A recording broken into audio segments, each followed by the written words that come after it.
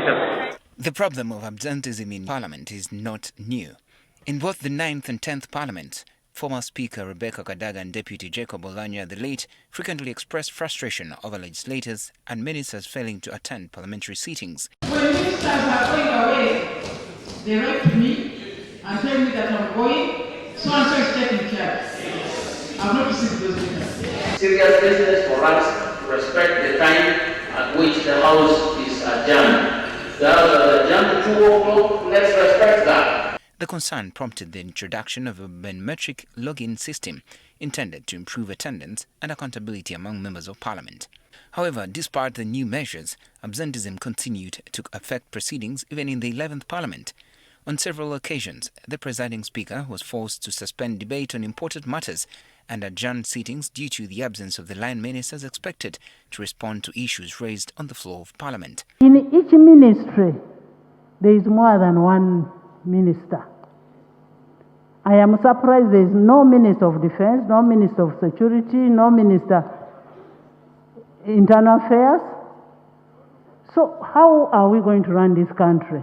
I had adjourned the House to Tuesday next week.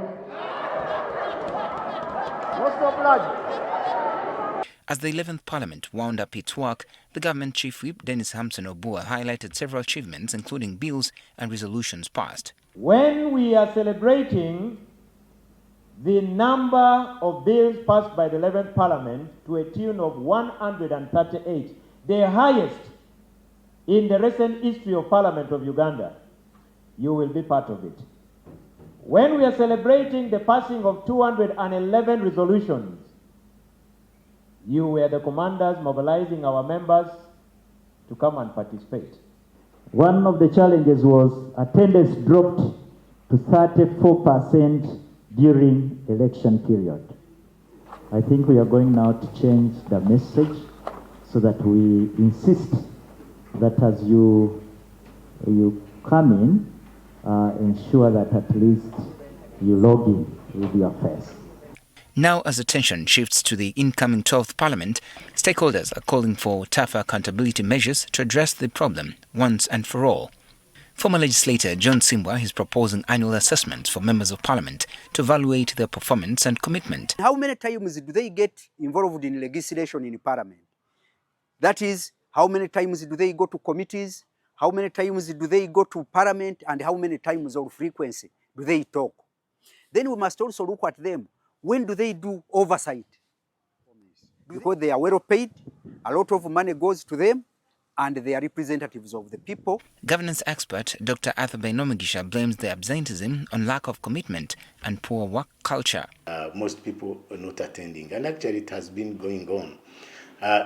Initially it was attributed to the space, but we increasingly see that actually it's not a space issue.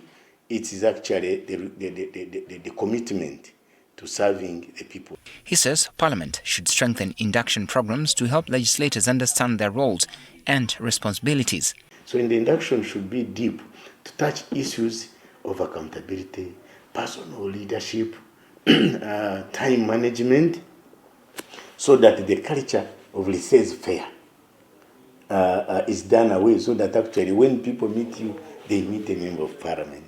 Dr. Bainomigisha is also calling for the reintroduction of the parliamentary scorecard system that existed during the 6th and 7th Parliaments. According to him, the system helped improve accountability before it was later resisted by some legislators. And we'll develop the parameters which we will score, including actually attendance, including your debate. And the court of debate, you are not going to say, I support so and so's position. What are you doing? For me, that's a silver bullet that could make these members of Parliament know that someone is watching. He further supports proposals to have legislators' pay tied to their attendance in Parliament. So that is a short-term measure, and then in due course the culture will be also established. Because I think without accountability mechanism, because I'm talking about that clock-in system, payment based on attendance, is an accountability system that if people cannot move themselves, then the system will move themselves. So attendance is very, very, very important. With the 11th Parliament now concluded, Many Ugandans will be watching closely to see whether the incoming 12th Parliament can finally address the challenge that has persisted for years. I'm Benjamin Jumbe, NTV Tonight.